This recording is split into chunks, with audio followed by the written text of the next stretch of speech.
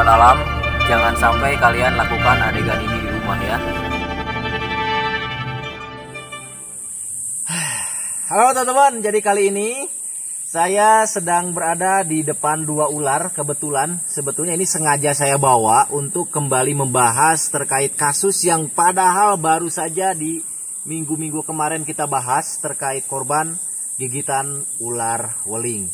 Dan kemarin pun ada juga kasus yang digigit oleh ular welang ini. Jadi kedua ular ini merupakan pelaku-pelaku yang saat ini di bulan-bulan ini banyak memakan korban nih teman-teman.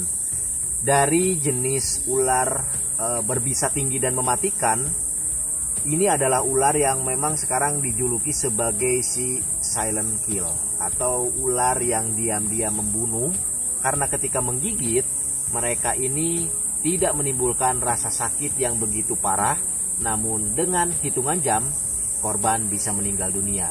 Seperti contoh yang terjadi di 5 hari ke belakang. Nah ini nih, Sumiati sempat dibawa ke tabib usai digigit ular berbisa yang ngumpet di lemari. Ini judulnya unik ya teman-teman. Karena memang rata-rata bagi beberapa orang, apalagi di perkampungan, ketika tergigit ular berbisa itu terkadang tidak langsung melakukan pertolongan yang selayaknya dilakukan oleh medis gitu teman-teman. Tapi kadang-kadang bagi beberapa orang yang awam juga percaya terhadap orang-orang tertentu yang boleh dikatakan sebagai pawang atau orang yang ahli mengobati orang yang tergigit oleh ular. Jangan jauh-jauh, di 3 tahun ke belakang pun saya sempat menolong orang yang tergigit oleh ular welang. Itu di kampung saya sendiri. Dan karena saya melakukan pertolongan pertamanya itu dengan konteks secara medis atau imobilisasi, seperti layaknya orang-orang tergigit ular berbisa harus seperti apa pertolongan pertamanya. Si bangsatnya keluar nih. Diam. Ini kecil-kecil membagoikan teman-teman. Nah jadi kalau di daerah saya juga masih kayak gitu, percaya terhadap hal-hal mistis, percaya terhadap dukun, percaya terhadap pawang-pawang ular yang sebetulnya masih melakukan hal-hal yang justru itu akan memperburuk keadaan korban. Sedikit saya ceritakan kronologis pada saat saya menolong orang yang tergigit sama ular welang ini. Dulu saya sempat menolong korban sudah melakukan proses imobilisasi gitu teman-teman. Karena memang tidak boleh banyak pergerakan kan, tapi keluarga korban itu ngeyel, tetap ingin memanggil pawang atau orang yang ahli lah katanya gitu. Dan ternyata setelah si pawang itu datang ke rumah, saya menyaksikannya sendiri. Jadi pawang itu langsung membuka imobilisasi yang telah saya lakukan, serta menyedot tangan korban, karena itu posisinya tergigitnya itu di bagian tangan.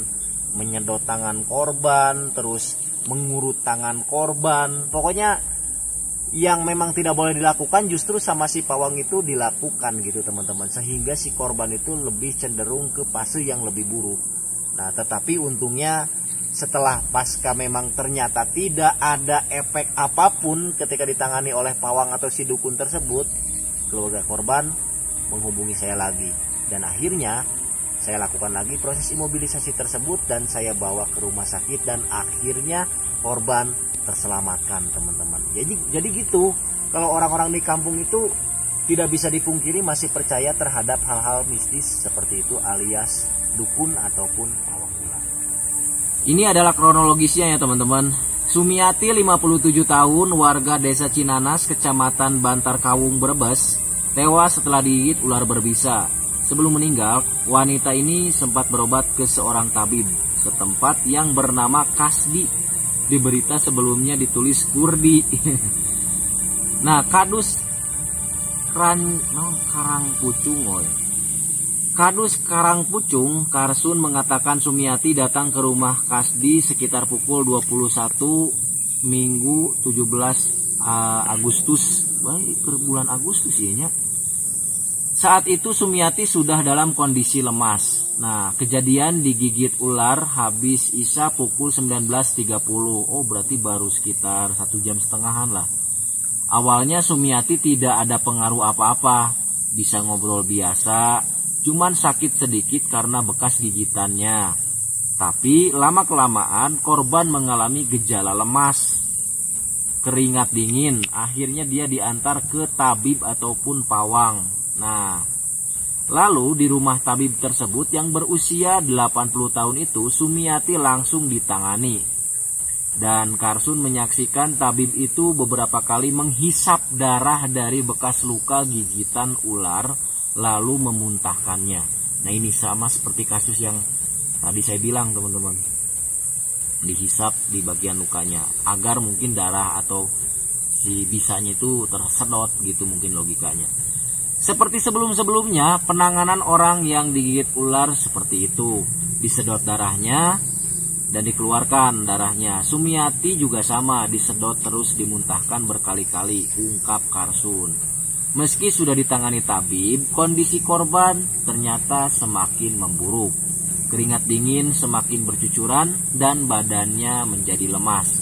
Melihat kondisi tersebut, akhirnya disepakati untuk membawa Sumiati ke RSUD Bumi Ayu.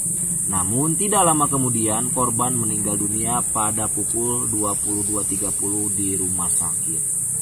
Innalillahi wa inna ilaihi rajiun. Tuh teman-teman, jadi selang waktunya cuma berapa jam ini? 3 jam teman-teman. Nah ini. Dan saya kembali lagi mengucapkan untuk keluarga korban agar diberikan ketabahan dan korban ditempatkan di sisinya, diberikan tempat yang terbaik oleh Yang Maha Kuasa. Dan kita lagi-lagi berkaca dari kasus ini, ternyata korban sebelum dibawa ke rumah sakit justru malah mendapatkan penanganan yang memang tidak seharusnya dilakukan. Seperti yang tadi dilakukan oleh tabib ataupun si pawang ular ini, korban disedot tangannya yang memang bekas gigitannya itu, justru ternyata korban tidak merasakan lebih baik, malah merasakan fase yang lebih buruk lagi teman-teman. Ini lagi-lagi teman-teman memang harus menjadi koreksi kita, pembelajaran kita. Lagi-lagi ketika kita pergi ke dukun ataupun ke tabib itu tidak akan menyelesaikan masalah, terutama ketika tergigit oleh ular berbisa. Yang justru kebanyakan yang saya lihat di lapangan adalah tabib ataupun si dukun-dukun seperti itu malah melakukan hal-hal yang justru itu akan membuat korban lebih buruk gitu teman-teman. Karena ya langkah-langkah mereka juga sama, paling cuma dihisap gitu teman-teman. Terus kalau enggak ya pakai batu-batu yang menurut mereka itu bisa menyedot bisa. Terus kalau enggak ya paling diikat, terus dijampe-jampe dan lain sebagainya. Tidak ada penanganan yang memang standar medis gitu. Nah makanya sebetulnya penanganannya itu lebih simpel. Apalagi mengingat ular welang yang memang sudah ada antiserumnya, padahal kita itu tinggal sigap saja gitu. Artinya kita tinggal melakukan proses imobilisasi, setelah itu tinggal kita bawa ke rumah sakit. Dan menurut saya itu insya Allah akan selamat gitu teman-teman korbannya. Nah melihat dari beberapa kasus, saya harap ini menjadi pembelajaran bahwa ketika kita tergigit oleh ular berbisa, solusi pergi ke dukun itu tidak betul gitu. Karena yang namanya dukun ya dukun gitu teman-teman, atau pawang itu tidak mengerti tindakan-tindakan medis gitu. Nah ini dia teman-teman, kita coba lihat kronologis ketika kejadian ini terjadi. Ternyata memang ular ini tuh sebelum menggigit korban sempat beberapa kali terlihat gitu di area rumah korban. Nah ini coba kita lihat teman-teman. Jadi Karsun warga desa Cinaas menyebut Sumiati dipatuk ular sekitar pukul 19.30 pada Minggu 17 Agustus. Saat itu Sumiati melihat seekor ular masuk ke dalam rumahnya. Nah Sumiati kemudian meraih gagang sapu yang tergeletak dan langsung memukulnya. Ular itu pun menghindar, kemudian masuk ke bawah lemari. Nah saat akan sholat Isya, dia melihat ular di dalam rumah. Sontak dia meraih sapu dan mengusirnya, tapi ular malah lari ke bawah lemari, ungkap Karsun. Nah untuk memastikan ular itu mati atau kabur, dia terus memburunya sampai ke bawah lemari. Namun tiba-tiba ular ini muncul dan menyerang balik dengan mematuk kaki Sumiati. Oh ternyata tergigitnya itu di bagian kaki. Sumiati berhasil membunuh ular yang telah mematuknya dengan alat yang dipegangnya. 2 jam kemudian Sumiati merasakan demam, lemas, dan langsung pergi ke tabib yang tadi saya ceritakan. Jadi lagi-lagi kalau yang kemarin sebelum ini justru ular wolinya yang memang masuk gitu teman-teman, menggigit kaki korban yang memang lagi tidur. Nah ini kegiatan-kegiatan ini tidak untuk ditiru teman-teman. Nah yang saya pegang ini adalah ular wolinya, pelaku gigitan korban tersebut teman-teman. Nah ular woling ini memang kita dapatnya pas lagi kecil kayak gini, posisinya lagi anakan seperti ini, tapi tetap saja ini sangat-sangat berbahaya teman-teman, tidak untuk ditiru. Ular woling Bungarus candidus yang memiliki bisa neurotoksin yang sangat-sangat kuat, dan ini juga sama, dia memiliki gelar silent kill karena gigitannya yang tadi di awal jadi tidak menimbulkan efek yang begitu menyakitkan gitu teman-teman.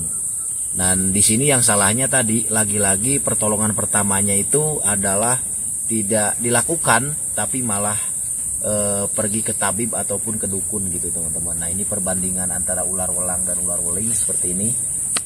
Nah ini jadi kedua ular ini untuk saat ini telah menjadi pembunuh gitu teman-teman untuk masyarakat, untuk orang-orang apalagi yang berada di perkampungan. Karena lagi-lagi ternyata kasusnya adanya itu di kampung-kampung gitu teman-teman, yang memang kadang-kadang rumah-rumah warganya itu masih tradisional gitu, masih berdekatan dengan pesawahan, masih berdekatan dengan sungai. Jadi rumah-rumah seperti itu justru cenderung lebih gampang dimasuki oleh ular-ular yang memang ini bersifat semi akuatik. Apalagi yang saya harapkan adalah teman-teman juga harus tahu dan ya minimal menyampaikan lah sama orang-orang di sekitar. Kalau misalnya malam hari ya ada luka gigitan, kita lebih baik cepat pergi ke rumah sakit gitu. Jangan ditunda-tunda. Minimal ya kita lakukan proses imobilisasi selama di perjalanan untuk menuju ke rumah sakit. Lakukan hal-hal seperti itu gitu. Karena untuk gigitan ular berbisa welang dan woling ini berbeda gitu dengan ular-ular yang lainnya. Karena dia tidak memiliki efek menyakitkan, justru cenderung seperti digigit oleh hewan-hewan yang biasa saja. Namun ternyata efeknya setelah beberapa jam kemudian teman-teman. Oke, mungkin itu saja untuk video kali ini. Jadi tetap waspada buat kalian semuanya. Tetap jika digigil dong. Tetap waspada buat kalian semuanya, apalagi yang suka berkegiatan di malam hari, yang memang rumahnya dekat dengan pesawahan, dekat dengan perairan, karena ular-ular ini cenderung lebih banyak di lokasi-lokasi seperti itu teman-teman. Dan mudah-mudahan tidak ada lagi korban lah. Ya minimal kita tahu tadi bahwa penanganannya seperti apa, penanganan pertamanya, terus harap segera dibawa ke rumah sakit. Mungkin itu saja untuk video kali ini. Jangan ditiru adegan-adegan yang saya lakukan ini, karena ini adalah adegan berbahaya, adegan konyol yang tidak boleh dilakukan oleh siapapun serta dimanapun. Jangan lupa di like dan di subscribe channel Sahabat Alam. Nantikan video kami selanjutnya.